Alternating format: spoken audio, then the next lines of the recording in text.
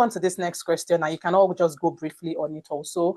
I would say that I would like to ask you, so now when you were dreaming, did you have like a fully conceived plan, like, oh, this is how I'm going to do it before you started? Or did you figure things out along the way? Okay, if this comes, this is how I can do it, but just give us that, give us how that look. Did you have to like conceive all the old plans, sit down and wait till everything? You have like a perfect blueprint. And I'm like, now I have my blueprint in my hand. It's time to step out. Or you just say, as it comes, I go. Yeah, let's take turns around the room. With me, it didn't start with a conceived plan. It started with trying out and getting more ideas and knowledge from doing. If you don't get to try something out, you don't know the next thing to do. So with trying out and taking baby steps, I was able to discover the next and the next and the next step to take in the business that I do. Also, I try as much as possible to turn my pain into gain. I'm somebody that likes to buy a lot. Sometimes I'm in the mall. I don't even need a thing, but I want to buy it because I feel somebody out there will need it. At that time, I would say it was therapeutic for me. So now that I have a business, some of the things that I even got and I needed to get rid of, I had to turn them into money to be able to implement it into what I do for my business to grow. And that's how it has been for me. It wasn't all figured out from the beginning. It was from taking practical steps. Thank you, Coach B. All right, Queen Cherish. All right, thank you. So that's a very powerful question, because to me, I feel only lazy people wait to conceive the plan before they move. That's the way I see it. Because trust me, I read a book, on that book, it says, you are not a tree, keep moving. If you don't like your situation, you need to change it. If you don't like the kind of friends you make, what do? You change your friends. If you don't like your financial state right now, what do? You change it. So there is no conceived plan. All you just have to do is do your personal research, because before you dive into anything, any adventure, you need to do your personal research. So what we did was that we did our personal research. We moved and trust God. Because I think a lot of people are using, oh, I want to know more about this as a strategy to be lazy. They want to have all information. There is no all-in information when it comes to business. You dive into it, and when you make those mistakes, you figure it out. And that is the way you grow. So that's how I see it. No conceived plan. Thank you. Okay, same thing. Thank you. Thank you so much. Queen Janet.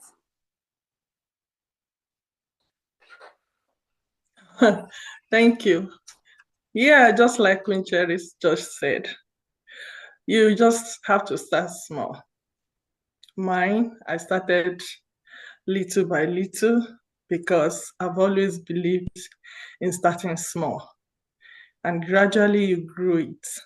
I believe in breaking large dreams into smaller actionable steps. So I didn't start small. I told you, like I said, I started in my kitchen. I'll test and test, give it to people to try it out. And even when I started my gold business, I didn't start big. I'll ask you, do you want to buy? I will let you see the reason why you should buy, not just buy and keep. You can buy, wear, and at the end of the day, you can resell. So I allow you to see the value after using it, and that will encourage you to buy. So, and I will tell you, you don't have to buy big. You can start with $100, as small as $100 for pins. Then you grow it. When you have another money, you add to it, sell it, and keep building it. For example, in back in Nigeria, in Kwara State, if you are familiar with the Hausas, when their children are going in for marriage, you see them give them big gold. It didn't start in a day. They started building it when they were small. From childhood, they will buy the baby like a ring or a smaller earring. Then they will start adding money to it. They will resell until it's big. And when they are getting married, they present it to them, you just see that it's so big, it looks so big and very expensive, but they started small. So we need to apply that in our business, and that has always been my belief. And that has always been what I believe in, starting small and continue to grow it so that you can even have a story to tell about your business. Thank you. Okay, definitely. Thank you so much, Coach Janet. Coach Sheon.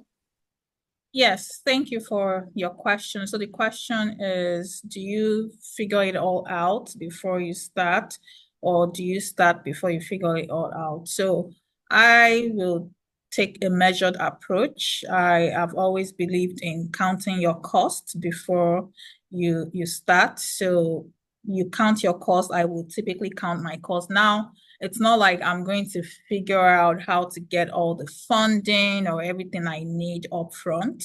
But as long as I have a framework, I will never start something without a framework. As long as I have a framework, I can start, and then as I go, because the more you do, the clearer things become. So as I go and then begin to say, okay, these are things that I can refine, but I don't start blindly. I count my cost, and the Bible supports this. It says in Proverbs 24:27, this is my go-to verse when I'm tempted not to have anything in place. It says that put your outdoor work in order and get your fields ready. After that, build your house. So for example, if you want to build a brand new house now, you can't build it on a land that is overgrown with grass. You would need to cut the grass, make sure the land is prepped before you start building. So that's my own approach. I love planning. I'm a big fan of planning, but should planning paralyze you? Absolutely not. You should plan, but then as you begin to move, you begin to implement, you might need to tweak your plans because you may encounter obstacles or things you did not previously think about. So I favor planning. Planning, yeah. Prior planning prevents poor preparation, or how did they say it? Yes, I believe in planning. Like it's something I have to do. Okay. Thank you so much for that. All right. Prior planning prevents poor preparation. She just came up with that, but that sounds great. Yeah, I think there's something, it's not prevents poor preparation. So you can go on. Yeah. Could it be performance? Go on, Queen Debbie. I was going to say, could it be performance, poor performance? Poor performance. God bless you. Yes. Nice. Yes. Prior planning prevents poor performance. I am a big fan of planning. I cannot move without planning. At least I have to put something on paper because our brains are so fragile. There's no way you're going to remember everything you dreamed about if you don't write it down, at least at the minimum.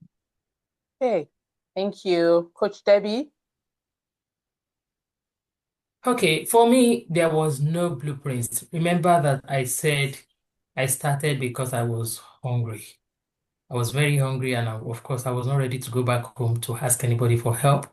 I started that way with the knowledge I had from my mother's kitchen. But along the line, like everyone else has said, I would also submit that you should upskill, improve yourself. You can't stay start where you are, but don't stay where you are. You can start, you are free to start with the little seed you have, but improve yourself on the job, on the journey. I started with the knowledge I got from my mother in my mother's kitchen, and at some point I had to go for trainings of official proper training. I had to go for that. Until today, I'm still getting certification upon certifications, training upon training. So nobody has ever gotten it all figured out. We just have to start out, just like every other person has said. We just have to start out somewhere, somehow, with what you have, and also don't stay where you are. Continue growing, and yeah, the sky is your starting point. Thank you. Thank you. So I do hear that, from everybody. Don't start blindly. You are not a tree, so keep moving. Prior planning prevents poor performance. Just don't wait. Don't have analysis paralysis, trying to perfect everything. Start with what you have in your hands. And thank you all for just beautifully wrapping that up. So I think that we've all seen how dreams are born. Sometimes it could be from discomfort, or it could be from necessity, or even frustration, or even sometimes from vision. I mean, if we had to ask some people, maybe we have some people in the chat box that for them, their own dreams were born from vision. Like, I mean, like it was not, oh, I tried something at 11 years, you know, maybe it was like there for them, they had to like just, they had this vision at maybe as grown-up adults, and they're like, this is what I want to start doing, and they just get into it. But starting is where the real lessons now begin. So I want us to move into starting. Now we've talked about dreaming, and we all know, I want to believe that we all know that many dreams, many of us have dreams, but we never push ourselves to the point of execution. Right. And so I want us to talk about starting as an entrepreneur.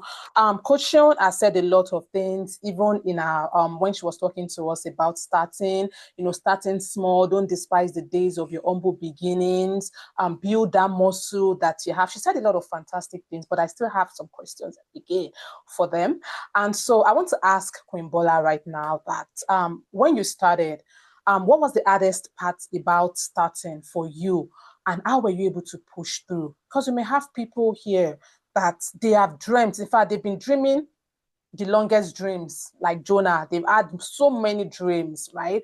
But now when it's at this point of execution or starting, it's just so hard for them. Maybe they meet a bit of discomfort and they just chicken out. So what was the hardest part for you about starting, Queen Bola, and how were you able to push through that? Thank you, Queen Dr. Tolu. The hardest part of starting for me was where to get the fund from. And like I said earlier, I tried to turn my pain into gain from some of the things that I had in the house and I didn't have a need for. So I have a thrift store in Nigeria that I run that generates money for me to be able to support the population of people that I support. Also from some savings that I had at that time. Also, I was able to seek support from people that were interested in the things I was doing. We had some volunteers. I have quite a number of women in my team that support me, even with making sure that some of the events were a success. And some people supported financially, giving us money, though we still had to go into seeking grants. I know we'll get there, but I know there are also opportunities in seeking grants. Another thing is having the people in my community to accept what I was doing. You know, this thing that I do is more beneficial to people that have agencies. And then they were the first set of people that I went to say, hey, see, I can engage your clients. I have skill-based activities that they can get involved in to make sure that they are not having behaviors, to make sure that even some of the people with mental health issues can embark on that, can make them to be useful for themselves. Some people, it's just because they are frustrated with the situation in which they are. So it takes helping them to identify what their interests are and the things that they can do to be useful. But it was difficult to get people within my community. And when I say within my community, people that are even from where I come from to accept what I was doing. So I had to look beyond that. That's why they say people around you may not even value you sometimes. They don't want to patronize you until they started seeing results. Or let me say until they start seeing results. But now I've had some of the people that never really believed in what I was doing asking for me to come and, be a blessing to their own agencies because they now see results. And how do I make them to see the results? By celebrating my small wins. I post it on my status to say, hey, we were at Noble Health yesterday and we did wonderfully well. We post pictures, we post videos of clients engaging and being happy while they were engaging. Yeah. Thank you so much, Queen Bola. So guys, I took away from there that you will definitely have experiences with maybe lack of support from your community or even funds, like she mentioned, but she didn't allow all these things to cloud the vision that she saw for herself. So even when you're not getting that community support, or even it could be even support from friends and family, you're not getting that, it should not stop you from continuing to start. Just start and celebrating our wins. How many of us as even individuals truly celebrate our wins? So many of us are still living in that era of, I don't want to post things. I don't want them to see what, my village people. Some of us are still stuck with that kind of mentality. If you don't showcase yourself, if you don't put yourself out there, who's going to celebrate you? As someone also who has been in the space of academia for years, this was also something that I struggled with, even when I eventually launched out the academy, because in academics, you are taught to be very conservative. But I have come to understand that conservativeness has nothing to do with putting yourself out there. It has absolutely nothing to do. If you don't celebrate your little wins, no one is going to celebrate it for you. So if you're still sitting on that table, please remove the leg right now and just break it, shatter the table, and let's pack it to one side and find a very high chair. Sit down on that high chair and celebrate yourself. So I will ask Queen Shion now, now we heard about starting and we're still talking about starting. For you, Coach Shion, what are some small daily habits that have helped you to stay consistent? And you talked about start small, build that muscle. What are some small daily habits that helped you to stay consistent and even motivated in those early stages of starting, when we know that progress can be painfully slow, but how were you able to stay consistent with that? Yes, thank you so much, Queen Tolu, and thank you, Queen Bola, for your response to the obstacles you faced starting your business. So small daily habits for me, it's reviewing my vision board, reviewing my goals, the things that I've written with my own hands. It's amazing when you go back to it and you're like, wow, I wrote this down. It helps me to measure where I am. I am also a firm believer in constant learning. Anywhere there's learning, I'm there. I believe so much in learning. I learn from other people, both old and young.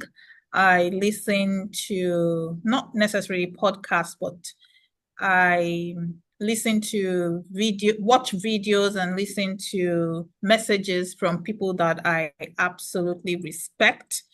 Because I'm a teacher at heart, I tend to gravitate towards teachers as well, people that can break down the word for me to understand. Then I also have an accountability community, in the Seun Akinlotun Network, the Power Woman Network. We hold ourselves accountable and building that habit of meeting every Monday. Monday is like the beginning of the week. You get charged, recharged, refired, renewed. That every Monday is priceless to me. And now, if anywhere I am on Monday, even when I'm traveling for work or traveling for life, if I'm unable to connect on Monday, I feel like there's a dose that is taken out of me. So those are the small daily habits. I spend time praying as well, but I read, I learn from other people, go back to my vision board, go back to my goal book. I also have a goal book other than my vision board. Then I have a list that I also create. It's called the negotiables and non-negotiable list. So my non-negotiables are things that I absolutely have to do, whether I feel like it, whether I'm on my period, whether someone just annoyed me. These are things that I absolutely have to do. And it builds character, it builds integrity if you're able to show up, especially on those days where you feel like not showing up. So those are some of the things that I do. Okay, guys, that was that was a lot, and If you also have some other daily habits for people, in the chat box, put them there. Let's talk about it. But she said a lot of things, and I want to use this time to also just really celebrate this woman once again. I know that we have within the Shea Akinlotun network, we have a vision board exercise that we do every December, right? And even right now, she still has one that is going to be running in the US. We have a US version, we have a UK chapter version as well. So for those who are in the UK, for those who are in the US, please, if you have not been a part of a vision boarding exercise before, I don't know what you are still doing. You have to be a part of one. You have to set goals for yourself. And I love the fact that, she talked about these things explicitly. These are things that we do within the Shea Akinlotun network that you even have to snap a picture of yourself and your vision board, at some point, to just say, and you have to submit it to say, this is my vision board. Like, no matter who you are, even if you are a coach anywhere, you still have to have a community. Okay. 1 minute, please. Let me find our baby who is speaking. Okay. Okay, Emanuela, did you handle that? Okay, thank you for that. So I was just trying to say that no matter who you are, even as you are pouring into other people, you also have to receive into yourself. You have to. So your daily habits, they really do go a long way. She also talked about learning. Okay, learning is big. I hope we're all learning. We don't want to be that well that dries out because we pour out so much into others and we don't have a place of receiving. Yes, we meet every Monday on Shea Akinlotun, within Shea Akinlotun network. And see, sometimes it's never easy. Let me just say it's never easy to meet every week, to sit up every week, make presentations, do a couple of things, set goals, read books. It's never easy, but you have to find yourself a community that is holding you accountable to growth. Because sometimes our strengths cannot carry us alone. Like, that's just the absolute truth. But when you know that somebody is holding you accountable, even when it's hard, you show up. You just have to, put yourself out there. So thank you so much. I don't know if anyone else wants to add any other daily habits that Coach Shion did not mention that you also want to drop in there. But I'm so sure that she kind of covered almost everything. Okay. Yeah. I want Coach to add Cherish. something. Mm-hmm. It's staying true to yourself. We can never deceive ourselves. So we have to, because sometimes we create these goals, we break down this goal. Sometimes I'm guilty of it, but if we stay true to ourselves, it's really going to help us improve ourselves. I think I read a book. The book is What to Say When You Talk to Yourself. That book changed my life. So we have to always, while being consistent, we have to be true to ourselves, not compromising. Thank you. I just love that line, staying true to yourself. How many of us set goals and we just never, and I know Coach Shion said something at the beginning. At the end of, I think it's been estimated that by February 14 or 13, all the New Year goals that most people set goes in the trash.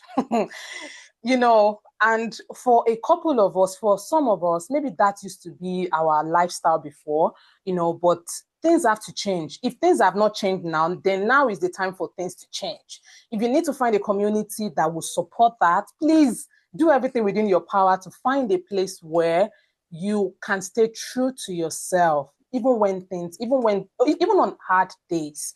Okay, I would move on now to ask Coach Debbie, still talking about starting. If you had to start again today with the knowledge that you have now, things that change. You talked about the beginning when you just relied on what your mom had, or the plans that your mom was the one who had all of this, who was really running this business. But so you just relied on that a bit. If you had to start again today with the knowledge that you have now, what do you think you would do differently within your second year? Yeah, thank you very much for that question. What I would do differently right now with the knowledge I have now is that I would believe in myself early enough, number one.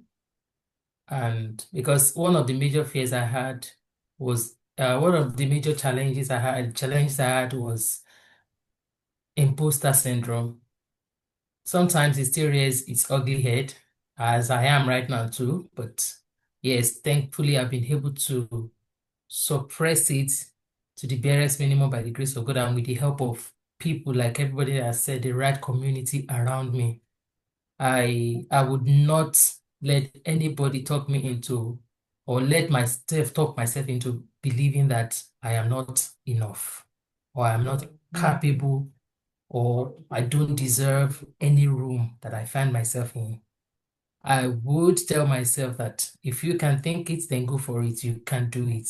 Whatever God has given you the ability, giving me the ability to conceive in my mind, then that means I am capable to exhibit, to express it, to give full expression to it and bring it to life. So that's what I would tell myself, my younger self, or starting over again, and also to ensure that I put proper structure in place, build system, because I really struggled with that, and it made my movements really wobbly. Starting out, of course I would start today, for tomorrow rise, spend money anyhow, get the money, spend it, give people money, do all sorts, no proper accounting book, no recording and all for my business, no proper measuring standard, no standard measurements. I would just cook food, it will be more than enough. Then I would dash people. After packing the one that I want to sell, after giving customer their own, then I will not dash the rest out.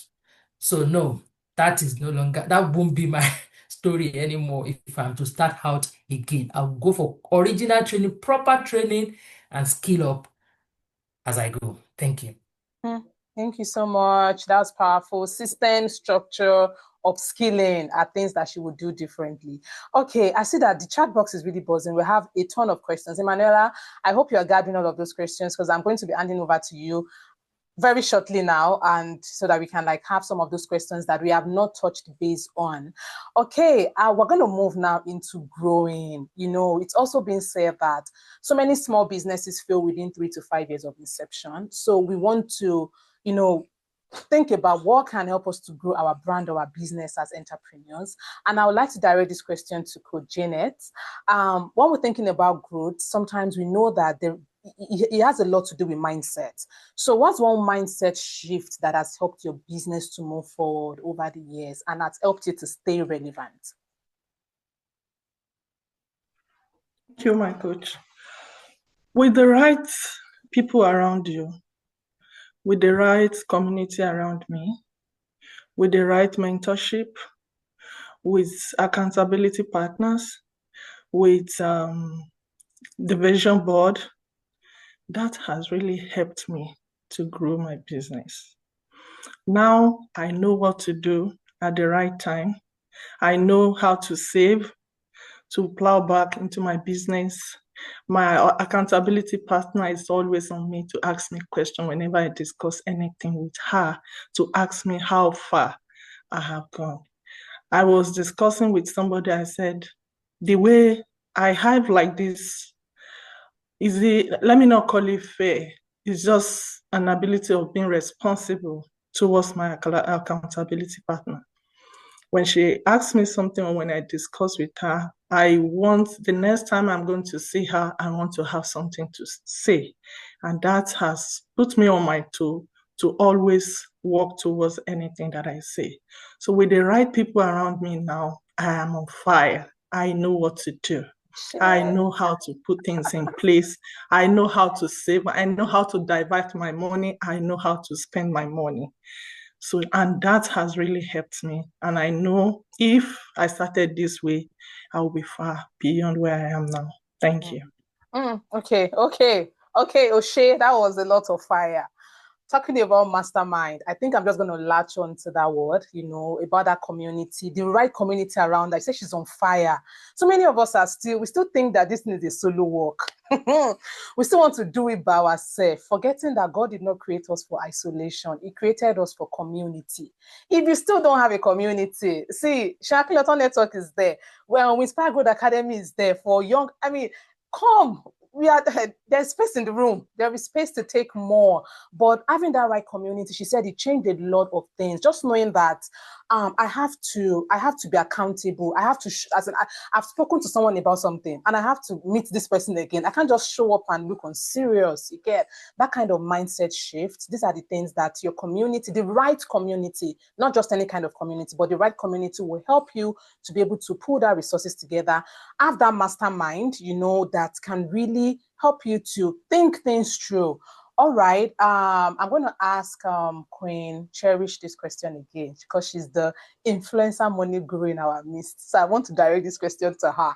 I want to ask you, Coach Cherish, like what has entrepreneurship taught you about money in terms of earning, handling, managing, giving, spending, everything? What have you learned? What has entrepreneurship taught you in terms of money? Because Coach Bola said something about funds was one thing that kind of like held her back. So now, if we have to talk to the younger ones, now you're speaking from a place of you've gone ahead. So what can you say about that? Thank you so much for that question. So what entrepreneurship has taught me about money is my business money is not my personal money. A lot of us make the mistake to spend your business money. I did hear you say some businesses crumble 3 to 5 years. That's the highest lifespan, and they are gone because we mingle our business finances with our personal. We spend our business finances with our personal, which is not supposed to be so. So having that capacity to identify that your business money is not your money. It's fine for you to pay yourself based on your effort that you put into the business. You could put yourself on a salary, but you have to know that you don't just spend, you feel like, you saw something online, the money is there. You need to put in that money. Before you know, the business is completely gone. So knowing how to identify that your business money is not your personal money, it saves you a lot. And again, I love when I wanted to say Mama Shion. Coach Shion was saying, she said, I always have plans, right? You need to also have plans for the business money. Are you investing that money? Because the business brings in profits, right? Sometimes we just relax with the profits, and you could either invest in that money. Investing does not mean you need to buy a product or buy stock. You can also invest on yourself. Most people don't want to invest into knowledge. We just want to go into businesses just the way we feel. So you now have to invest on yourself. And you also, I think another thing that business, having what entrepreneurship has taught me about money is that you can grow money using the business route. You can grow money. There's a lot of money on the business. We see people going into Instagram. I go to Instagram, really. I have not built my Instagram page. Let me come here. Let me just tell you guys so that you don't be like, she's talking about Instagram. But a lot of people are making money from those platforms. So you can grow money. All it just takes is your consistency, your commitment. You can also grow money just like everyone. Thank you. Okay. Guys, I don't know, but I don't think I'm sitting anymore because they've removed the chairs I'm sitting on. They carry the table, everything. Your business money is not your personal money. Please, Nigerians and all my fellow other sisters, right?